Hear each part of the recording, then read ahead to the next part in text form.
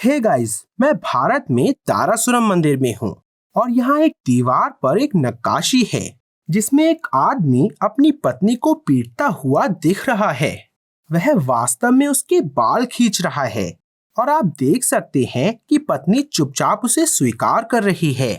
जैसा कि आप देख सकते हैं, यह एक अलग थलग मूर्ति है जिसके पास कोई प्रासंगिक नक्काशी नहीं है और मैंने हमेशा यह सुनिश्चित किया है कि प्राचीन भारत में सबसे छोटी मूर्ति कला का भी आम तौर पर कुछ मतलब होता है। और जब तक मैंने मंदिर की दूसरी तरफ की दीवारों की जांच नहीं की, तब तक मैं इसका अर्थ नहीं समझ सका। यहाँ एक अन्य मूर्ति है जो शेष कहानी को दर्शाती है। यहाँ पत्नी पति के बाल खींच रही है। इन दोनों नक्काशियों को एक साथ देखना बहुत दिलचस्प है।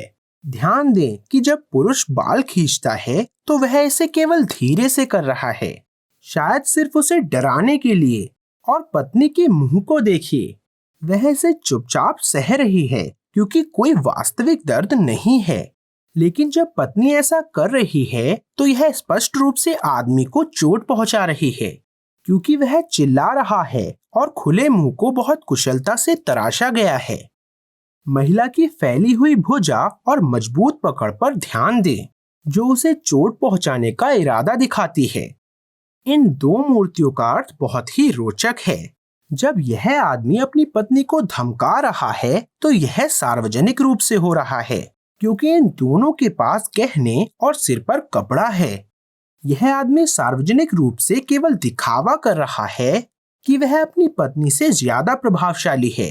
हालांकि जब वे घर जाते हैं, जैसा कि अगली नक्काशी में दिखाया गया है जिसमें कोई आभूषण या हेडड्रेस नहीं है, तो पत्नी ही घर की वास्तविक प्रमुख व्यक्ति होती है।